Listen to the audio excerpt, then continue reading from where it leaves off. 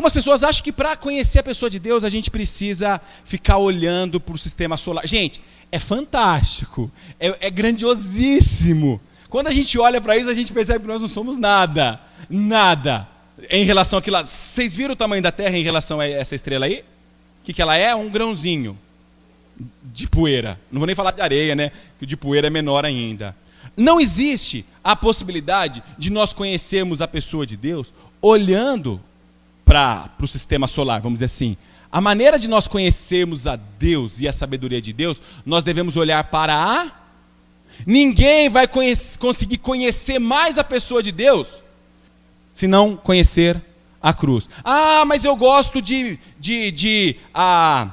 astronomia, eu gosto de estudar as estrelas. Legal, mas você não vai conhecer mais a Deus olhando para elas. Você não vai conhecer mais a Deus olhando para a natureza. Você conhece cada vez mais a pessoa de Deus olhando para a cruz. 1 Coríntios, capítulo 1, do versículo 18 ao 25.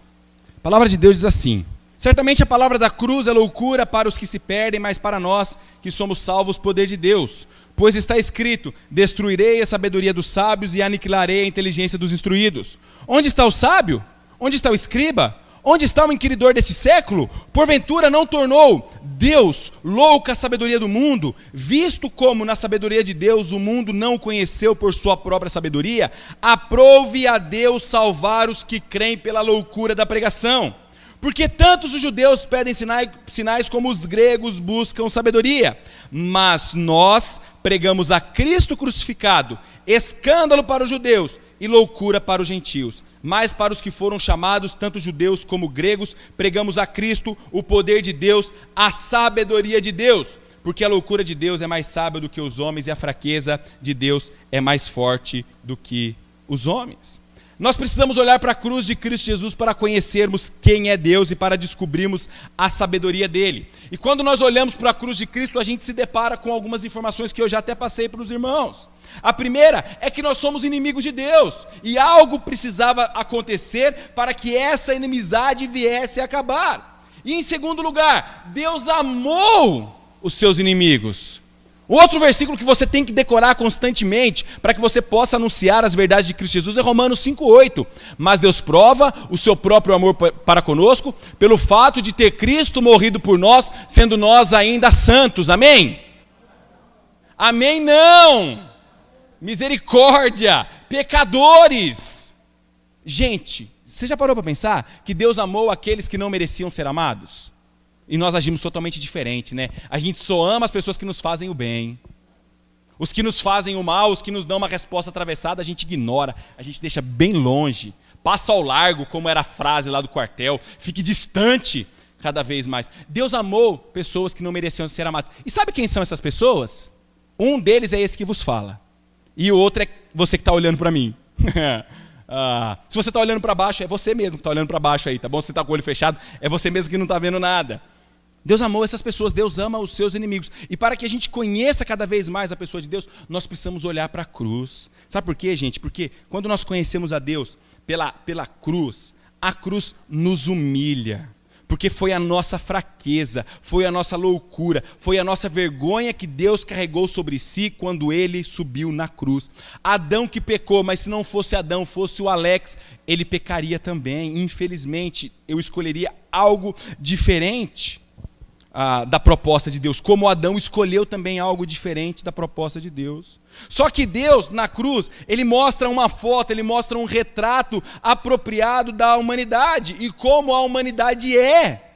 Ela é fraca, impotente, e ela está diante da morte, e ainda ela está sob o julgamento da morte. Só que quando nós conhecemos a Deus, e quando nós cremos na pregação da loucura da cruz, esse julgamento da morte, essa condenação eterna, ela é retirada dos meus ombros e ela é retirada dos seus ombros também.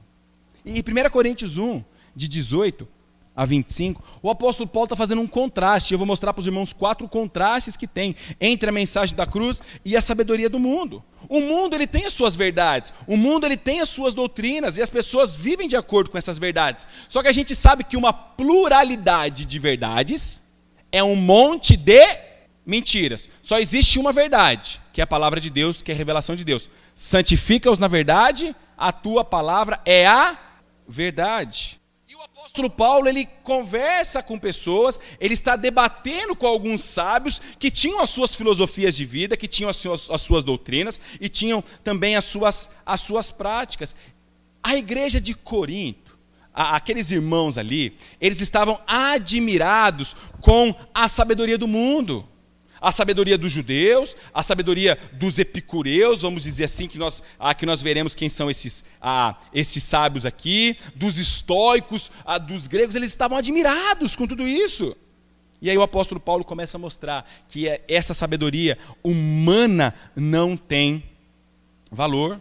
Quem são os sábios? No versículo 22 ele diz assim: porque tanto os judeus pedem sinais como os gregos buscam sabedoria. Lá em Atos 17, de 16 a 18, a gente vê os judeus pedindo sinais. Gente, sinais não representam a centralidade da vida cristã. Milagre não segura ninguém aos pés de Cristo Jesus. O que segura um indivíduo aos pés de Cristo Jesus, sabe o que é? Arrependam-se e creiam no Evangelho. O ato da pessoa ver milagres, isso não faz com que ela fique nos pés de Cristo Jesus. Mas se ela se arrepende e se ela crê no Evangelho, aí ela vai ficar prostrada constantemente. Ou seja, a ênfase de Cristo Jesus nunca foi enfatizar os milagres. Ele operou milagres? Sim, operou milagres. Mas em João 6 existe uma das declarações mais fortes de Cristo Jesus a respeito daqueles homens que estavam seguindo Jesus Cristo por causa do pão que enche barriga. Eu não sei se eu seria diferente, se você seria diferente. Se a gente soubesse que tem alguém aí na rua dando comida boa, fresquinha, de graça, 0,800, Ebenezer. A gente não seria diferente, a gente iria também. Se a gente sabe que tem alguém fazendo milagres, curando a vida das pessoas, e a gente está sempre cheio de dor no joelho, dor no calcanhar, unha encravada, dor de cabeça, enxaqueca ali, outras dores fortes que as pessoas têm, por aí vai. A gente iria atrás também. E eles estavam lá. Mas Jesus Cristo falou: eu não quero que vocês me sigam por aquilo que eu estou fazendo. Só que vocês estão me seguindo pelo pão que enche barriga. E aí os discípulos começaram a ir embora, a mensagem foi muito dura. Jesus Cristo falou para os mais próximos: vão também. Pedro falou: Senhor, para onde iremos? Se só tu tens as palavras de vida eterna. Em Marcos capítulo 1, o Senhor Jesus Cristo tinha operado alguns milagres. E estava todo mundo procurando Jesus Cristo. E Jesus Cristo saiu para orar. E aí quando os discípulos chegam: mestre, todos te procuram. Sabe qual foi a resposta de Jesus Cristo? No versículo 38 e 39. Vamos a outros lugares, às povoações vizinhas, para que ali eu também pregue, pois foi para isso que eu vim. Ou seja, gente, sinais não representam a centralidade da vida cristã. Os judeus, eles queriam essa vida de sinal, como se esses sinais fossem aquilo que demonstrava e aquilo que faria com que eles tivessem o conhecimento cada vez mais de quem é Deus. Só que sinais não representam a centralidade da vida cristã. Quando o apóstolo Paulo fala grego, os gregos pedem sabedoria, tinha dois grupos. Os estoicos, que criam que Deus, ele era um Deus impessoal. O que é um Deus impessoal? É mais ou menos assim: eu virar para esse púlpito e falar: púlpito, bom dia. O que eu vou ouvir? O que eu vou ouvir? É isso que eles criam. Deus não se relaciona com ninguém. É impossível Deus se relacionar. Deus é igual uma árvore. Está ali, a gente sabe que existe, a árvore está lá. Mas se eu chegar para a árvore e falar: árvore, olha como que a tarde está bela, olha os passarinhos aqui, aproveitando da sua sombra, os animais, eu também aproveitando da sua sombra, o que eu vou ouvir? O que eu vou ouvir, gente? Nada. Se você ouvir alguma coisa, foge. Tá bom que tem algo errado aí. Se você ouvir alguma coisa, foge. Tá bom? Toma cuidado com o chá que você toma, se você ouvir alguma coisa. Os estoicos, eles acreditavam que Deus não era um Deus relacional. Que Deus não se preocupava com nada, que Deus não se preocupava com a minha vida. A ideia deles de Deus era aquela ideia do grande relojoeiro. Que algumas pessoas têm, que Deus criou o universo, deu corda e deixou funcionando, eu não me relaciono mais. Ema, cada um com seus problemas. Era isso que eles criam. Só que eles eram pessoas morais, pessoas éticas, eles tinham um padrão de moralidade elevada, eles cuidavam dos seus casamentos, mesmo eles tendo esse pensamento, Deus não está nem aí com a minha vida, eles buscavam uma certa ética de vida, eles não queriam prejudicar as pessoas, eles fugiam de imoralidade sexual e por aí vai. E existem hoje, nos nossos dias, pessoas que têm uma moral elevada também. Mas essas pessoas não se relacionam com Deus, elas têm em tese uma vida reta. Mas não adianta nada. Essa moral elevada, essa vida ética, não adianta nada fugir da corrupção se não compreender corretamente a sabedoria de Deus. Tinha um outro grupo que eram os epicureus. Deixa eu mostrar a foto deles aqui. Deixa eu passar esse vídeo aqui que tá ruim. Os sábios deste mundo na época de Paulo. Tem aí os judeus, os estoicos e os epicureus. Os epicureus, eles eram materialistas. Eles pensavam que o universo, gente, tinha surgido de uma chuva de átomos. E nessa chuva, alguns átomos se chocaram, bateram, e aí aconteceu, sabe o quê, gente? Uma grande explosão. E tudo que vocês viram ali, aquelas estrelas, que uma das coisas que mais me impressiona é por que não cai? Por que não cai se está no meio, em tese assim, do universo? Do nada, entre aspas, né? Sabe por que não cai? Porque lá em Hebreus capítulo 1, versículo 3, diz que Jesus Cristo sustenta todas as coisas pelo poder da tua palavra. Ou seja, não cai por causa da palavra de Deus, que sustenta todo o universo. Os epicureus, eles eram materialistas, que o universo tinha surgido dessa confusão de átomos aí, essa grande explosão. Eles acreditavam que o universo tinha surgido por acaso. Ou seja, acreditando assim, eles pensavam, não existe razão de viver, não existe o porquê da vida. E se nós pensarmos como os epicureus, a gente pode seguir a filosofia de vida do Zeca Pagodinho. Deixa a vida me levar? Não tem propósito de viver. Os epicureus não tinha motivo de vida. E aí o apóstolo Paulo, ele começa a mostrar para aquela igreja que estava totalmente admirada com a sabedoria do mundo, com a sabedoria dos judeus, que a forma de conhecer a Deus é diferente. A sabedoria de Deus é totalmente contrária àquilo que vocês estão admirados. E aí, meus irmãos, eu quero propor para vocês que a sabedoria de Deus produz na vida do cristão algo chamado de adoração. Quando nós conhecemos a sabedoria de Deus, o que vai produzir na minha vida, o que vai produzir na sua vida é adoração. Por quê? Porque nós entenderemos a centralidade da cruz de Cristo. Quais são os contrastes que nós temos aqui nessa passagem? O primeiro contraste, meus irmãos, é o seguinte: a mensagem da cruz é loucura para o mundo. Certamente a palavra da cruz é loucura para os que se perdem, mas para nós que somos salvos é o poder de Deus.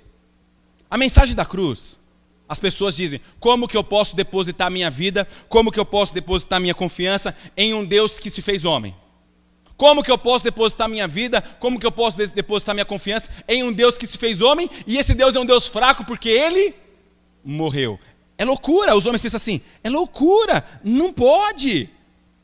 A mensagem da cruz, ela é loucura, porque leva as pessoas a entenderem qual que é o propósito de vida, que não está fundamentado com o aqui e o agora somente, mas está fundamentado com toda a eternidade, para aqueles que creem em Cristo Jesus, morando em Deus. A mensagem da cruz, ela é loucura para o mundo, por quê? Porque as boas novas de Jesus reconcilia as pessoas com Deus.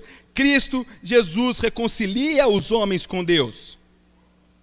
A mensagem da cruz é loucura por quê? Porque na cruz o homem se confronta com o seu pecado. Era para eu estar lá, era para você estar lá. Mas nós nos deparamos também com o amor de Deus, o meio pelo qual o homem foi reconciliado com ele.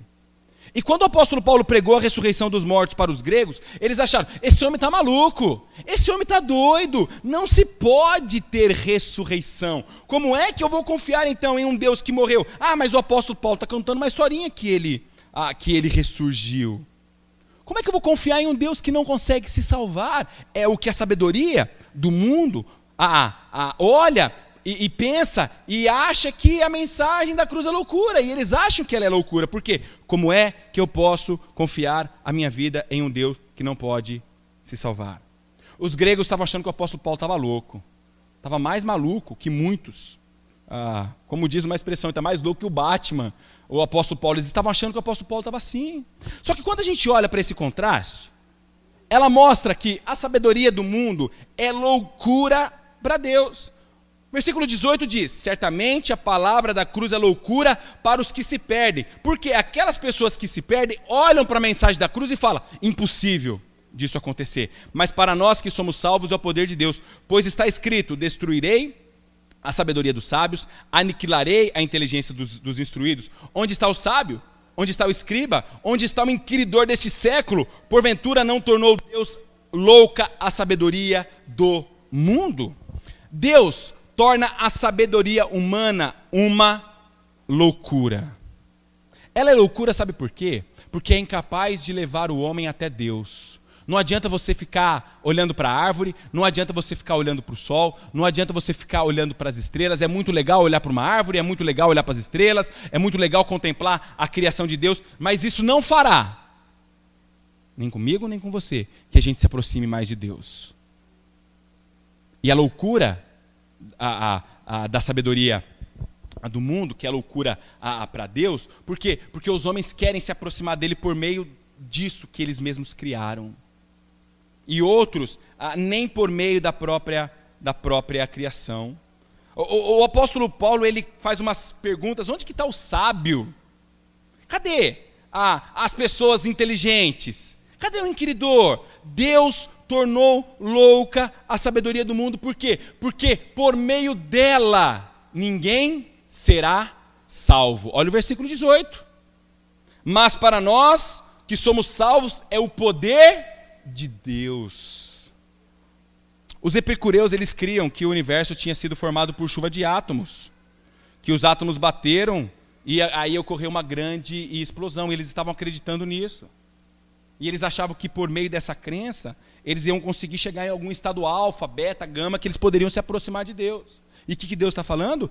Cadê essas pessoas? Deus tornou louca esta sabedoria por meio do poder de Cristo Jesus lá na cruz. Sabedoria de Deus produz na vida do cristão uma vida de adoração. Esse primeiro contraste mostra: a mensagem da cruz é loucura para o mundo, a sabedoria do mundo é loucura para Deus. Se você está em contato com pessoas, eu sei que você tem contato com pessoas, que querem conhecer a Deus por meio da sabedoria, deixa eu falar uma coisa para você: não diga que ele é louco, mas mostre a sabedoria de Deus. Não precisa falar assim: cara, você é um louco diante de Deus, querendo conhecê-lo por meio dessa sabedoria. Não faça isso, que você vai arrumar confusão. Mas o que eu quero que você faça? Mostre a sabedoria de Deus. Ele vai achar louca? Vai. Mas as pessoas só podem ser salvos por meio da sabedoria de Deus que está em Cristo Jesus. Independente do conceito que o indivíduo tem, nós precisamos falar da sabedoria de Deus que está na cruz de Cristo Jesus. Segundo contraste: a mensagem da cruz. O homem pode ser salvo. Estou falando aqui, mas para nós que somos salvos é o poder de Deus. A pessoa só pode ser salva por meio da mensagem da cruz. Não existe outro meio de salvação para a humanidade do que a cruz de Cristo. Romanos 10:17. A fé vem pelo ouvir e o ouvir a palavra de Deus. É necessário nós falarmos a respeito da mensagem da cruz. Para quê? Para que o homem venha ser salvo. Dá uma olhada no versículo 21 também. Visto como na sabedoria de Deus o mundo não o conheceu por sua própria sabedoria, aprove Deus salvar os que creem pela loucura da pregação. O apóstolo Paulo está utilizando um joguinho de palavras aqui para ironizar os sábios da época. Pregar o evangelho, isso que eu estou fazendo, não é uma loucura, viu, gente? Eu não sou louco, tá bom? E quando você prega o evangelho para alguém, você não é louco. Mas para as pessoas, a mensagem da pregação é uma loucura. Como podemos confiar na nossa vida em um Deus que não pode nem se salvar? Que os pregos o prenderam, que a madeira o prendeu, que a morte o venceu. Para as pessoas isso é uma loucura. Só que o que o texto diz aí? Aprove Deus salvar os que creem pela loucura da pregação. É fantástico essa palavra. Foi do agrado de Deus.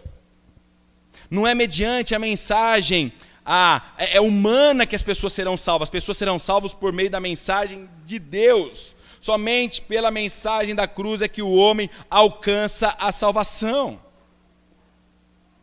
E nesse segundo contraste, a sabedoria do mundo, o homem não pode sequer conhecer a Deus. Versículo 21. Visto como na sabedoria de Deus, o mundo não o conheceu por sua própria sabedoria. Ou seja, as pessoas que seguem a sabedoria humana, elas nunca, e eu vou enfatizar de novo, nunca conhecerão a pessoa de Deus. Coitado daqueles que seguirem a sabedoria humana. Por quê? Porque ela produz algo que é incapaz de apresentar Deus. Ela promove algo, algo intelectual, mas que não consegue levá-lo ao conhecimento de Deus. Os epicureus, os estoicos, eles estudavam muito e eles achavam que pelo muito estudar, eles conheceriam a pessoa de Deus. Só que Deus não se deixa conhecer senão pela cruz de Cristo Jesus. Deus só é conhecido pela cruz de Cristo Jesus. Você quer que seu vizinho conheça Cristo? Sabe o que você tem que falar para ele? Você tem que falar a respeito da cruz de Cristo. Você quer que seu pai, sua mãe, seu cônjuge, não sei quem, alguém que você tem orado bastante para que se converta, o seu chefe, aquele chefe complicado lá, que se ele converter vai facilitar muito a sua vida, você tem que apresentar o evangelho para ele. Não é na sabedoria humana, não adianta você querer debater com ele a respeito, não, Deus criou o universo, eu vou mostrar, olha como é que Deus criou, isso não pode ter vindo do acaso, não, mostre a cruz de Cristo. Mostra o evangelho de Cristo Jesus, porque somente por meio do evangelho da cruz é que Deus se deixa conhecer. Existem pessoas que entram em transe, fazem coisas absurdas, mirabolantes, mas tudo inútil. Vou usar a frase do pregador lá do livro de Eclesiastes, tudo isso é como correr atrás do vento, não vale de nada. Ou seja, aí a mensagem da cruz, o homem pode ser salvo por ela. A sabedoria do mundo, o homem não pode sequer conhecer a Deus. Para conhecer a Deus é necessário passar pela cruz de Cristo. A sabedoria de Deus produz no cristão uma vida de adoração. Terceiro contraste, a mensagem da cruz. O que a mensagem da cruz tem? Ela tem um conteúdo fixo, um conteúdo imutável na obra de Cristo Jesus. Não muda. Gente, o que é legal é que eu não preciso inventar a roda. O que é legal é que eu não preciso ficar pensando o que eu vou pregar para o meu vizinho que está precisando conhecer da salvação. O que de novo tem no mercado? Não tem nada de novo. É a cruz de Cristo que nós precisamos conhecer, saber, para anunciar. O conteúdo não muda. Era o mesmo conteúdo que o apóstolo Pedro pregou, era o mesmo conteúdo que o apóstolo Paulo pregou, era o mesmo conteúdo que o apóstolo João pregou, eram os mesmos conteúdos que os primeiros pais da igreja pregaram. Aqueles que morreram por causa de Cristo Jesus, eles pregaram esse mesmo conteúdo há 1900 anos atrás. É o conteúdo que eu tenho que pregar e é o conteúdo que você tem que pregar. Não muda. Tem como conteúdo certo e fixo a obra de Cristo Jesus, versículo 23.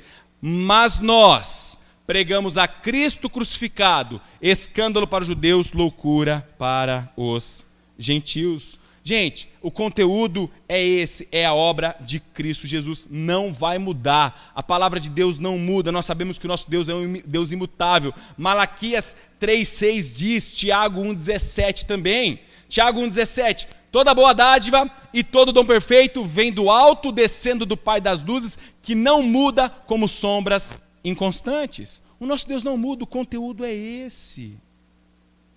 O Senhor Jesus Cristo diz no Sermão do Monte que não passará nenhum tio, nenhum ípsilo da minha palavra até que tudo se cumpra. É esse o conteúdo.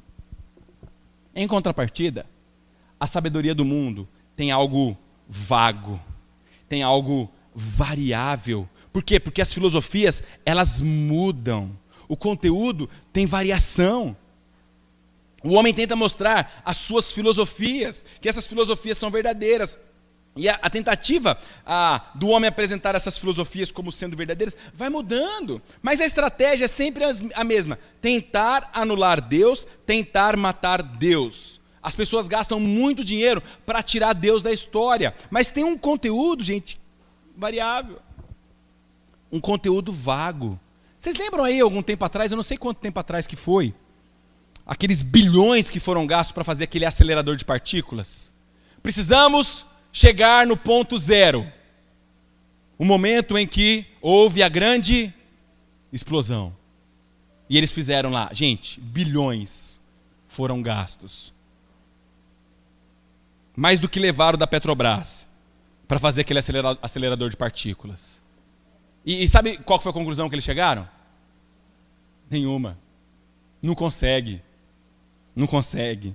Quanto mais tentam matar Deus, mais Deus se mostra vivo e verdadeiro e real para essas pessoas. E é impossível olhar para aquilo que nós vimos, apesar que nós não conhecemos a Deus, olhando para a natureza, apesar que os céus proclamam a glória de Deus. Mas o conhecimento, mesmo a sabedoria de Deus, é somente pela obra de Cristo Jesus. Gente, mas precisa ter muita fé. Precisa ter muita fé para achar que tudo isso veio de uma explosão.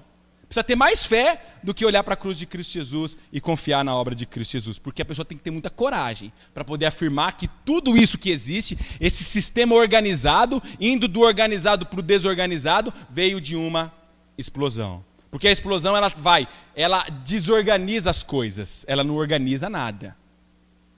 Minha mãe presenciou um bujão de gás explodindo. Eu não era vivo ainda. Meu irmão era pequenininho. Isso aconteceu no ano de 1980, lá em Carapicuíba, e o bujão de gás explodiu. Sabe como é que ficou a cozinha da minha mãe? Arrumadinha. Tudo perfeito, gente. Ela falou assim, já arrumei uma faxineira fantástica. Só colocar as coisas... Foi isso que aconteceu? Não. É vidro que quebrou, é armário que saiu do lugar, é fogão que teve que ir para o ferro velho, e por aí vai. Porque o bujão estourou. Pela graça de Deus, nenhuma alma foi ceifada naquele dia ali. Mas o susto, minha mãe contava e meu pai contava também, foi extremamente grande. A explosão causou o quê? Bagunça, desorganização. Precisa ter muita coragem. Por isso que o conteúdo é vago, gente. Por isso que o conteúdo é variável. Não tem um conteúdo fixo. E a mensagem da cruz tem este conteúdo fixo.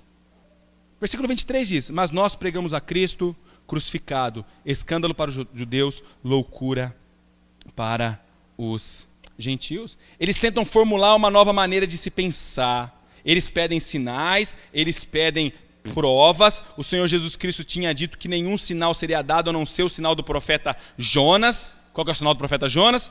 3 dias e 3 noites no ventre daquele grande peixe, a morte e a ressurreição de Cristo Jesus. Hoje em dia as pessoas estão correndo atrás de sinais.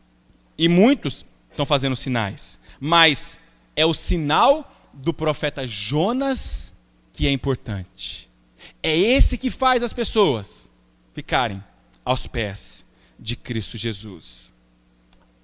A sabedoria de Deus produz no cristão uma vida de adoração. Quarto e último contraste. A mensagem da cruz tem a sua força reconhecida somente pelos que foram chamados, versículo 24. Mas para os que foram chamados, tanto judeus como gregos, pregamos a Cristo, poder de Deus e sabedoria de Deus. Somente as pessoas que foram chamadas, que conheceram o Evangelho, que foram convencidas pelo Espírito Santo, conseguem reconhecer a força da mensagem da cruz. E deixa eu falar algo para vocês. Ela não é mais forte, ou ela não é mais fraca, se não existir o reconhecimento do homem. Ela é o poder de Deus. Agora, aqueles que creem conseguem usufruir e perceber o poder de Deus. Se não crê, está longe de Deus, não consegue perceber este poder. Eu tive o privilégio, e tem muitos aqui que tiveram o privilégio também de reconhecer o poder de Deus por meio do quê? Por meio da crença. O fato de Deus morrer em favor do homem, o fato de Cristo ser o poder de Deus, a sabedoria de Deus. Gente, algo que é legal é que o poder de Deus foi revelado na cruz de Cristo, porque a morte da morte aconteceu na morte de Cristo Jesus. A morte da morte, a destruição daquela separação eterna ocorreu por causa da morte de Cristo Jesus. E eu queria ler 3 versículos com os irmãos. Versículos belos, lindos, que se eu fosse você eu decoraria. Eu estou lutando para decorar também. Uma parte dele eu já decorei. Mas são 3 versículos em Colossenses. Capítulo 2. 13, 14 e 15, demonstração do poder de Deus. Colossenses 2, 13, 14 e 15. E a vós outros, que estáveis mortos pelas vossas transgressões, pela incircuncisão da vossa carne, vos deu juntamente com ele, perdoando todos os vossos delitos, tendo cancelado o escrito de dívida,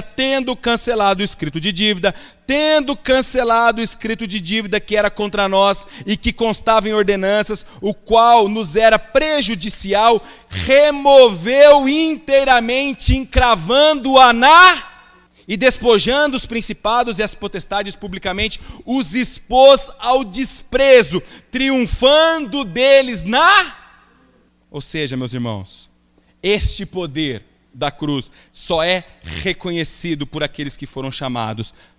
A mensagem do mundo, deixa eu voltar aqui que eu passei. A mensagem do mundo tem a sua fraqueza oculta aos olhos dos homens, sem Deus. Versículo 25, o apóstolo Paulo sendo irônico, mais uma vez, porque a loucura de Deus, gente, Deus não é louco, tá bom? Mas os homens não falavam que a mensagem da cruz era loucura? Então o que ele falou assim? A loucura de Deus, então, ela é mais sábia do que os homens. E a fraqueza de Deus, que eles estavam falando da morte, que Deus era fraco, é mais forte do que os homens. O que é isso? O apóstolo Paulo está mostrando. Vocês acreditam que Deus é louco, ok, mas a loucura de Deus é mais sábia do que vocês. Vocês acreditam que Deus é fraco, ok, mas a fraqueza de Deus é muito mais forte do que a força que vocês têm. Pessoas estavam pensando que Deus seria fraco ao morrer, só que Deus mostrou a sua força, Deus mostrou o seu poder por meio da sabedoria dele, por meio da ressurreição, triunfando sobre eles na cruz. Deus mostrou a força e o poder que ele tem por meio da salvação da humanidade na cruz de Cristo Jesus. Será que é isso que nós temos enfatizado para aquelas pessoas que precisam conhecer? Será que é essa mensagem que nós estamos pregando constantemente? Será que você confia no poder de Deus, revelado em Cristo Jesus, ou você busca meios de sabedoria humana? Vamos lembrar, a sabedoria humana é loucura para Deus. Existem aí várias filosofias e várias sabedorias humanas. Hoje em dia, filosofias orientais, relativismo ético, racionalismo, o hedonismo, a busca pelo prazer, o hinduísmo, e várias. Aí você fala assim, mas essas filosofias de vida estão longe de mim.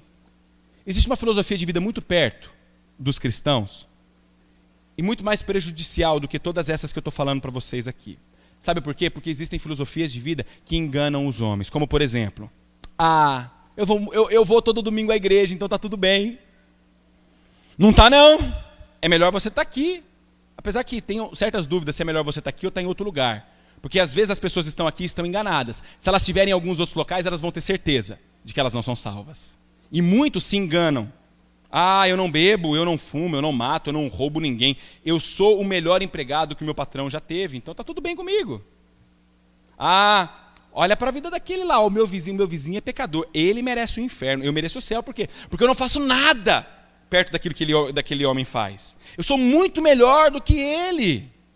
A gente vive algumas filosofias onde nós criamos mentirinhas brancas para resolver alguns problemas que nós temos. É só uma mentirinha só, não tem problema. Não. É uma mentirinha branca que tem. Mentira é mentira. Essa semana muitas pessoas comemoraram o dia da mentira, né? Amém?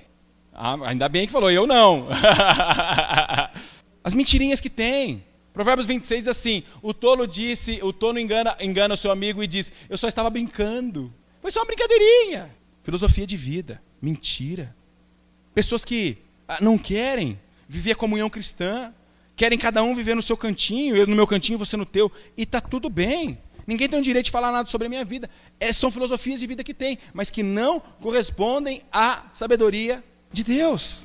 Deus estabeleceu uma igreja para que, por meio dessa igreja, tivesse mais comunhão, um pudesse ser apoio, um pudesse ser suporte, um pudesse escorar o outro, um pudesse encorajar a vida do outro. Mas parece que isso não se fala, isso não se faz, e parece que ninguém quer isso.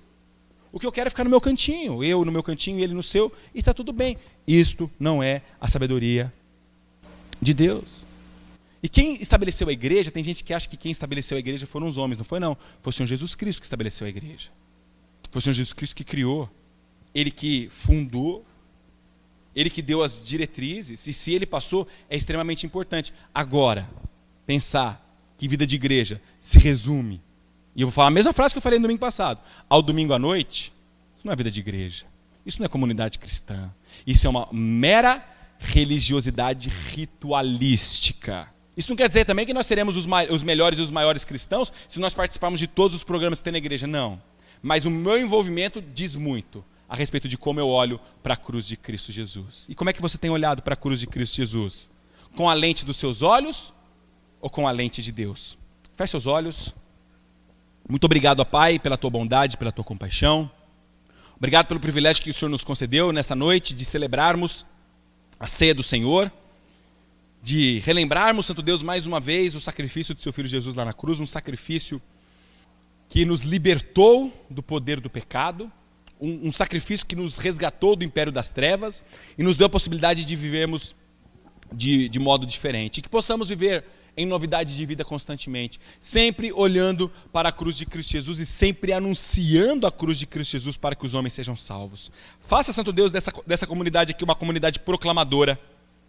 Faça, Santo Deus, dessa comunidade aqui uma comunidade que anuncia as verdades de Cristo Jesus, para que o seu nome, e somente o seu nome, seja honrado e glorificado.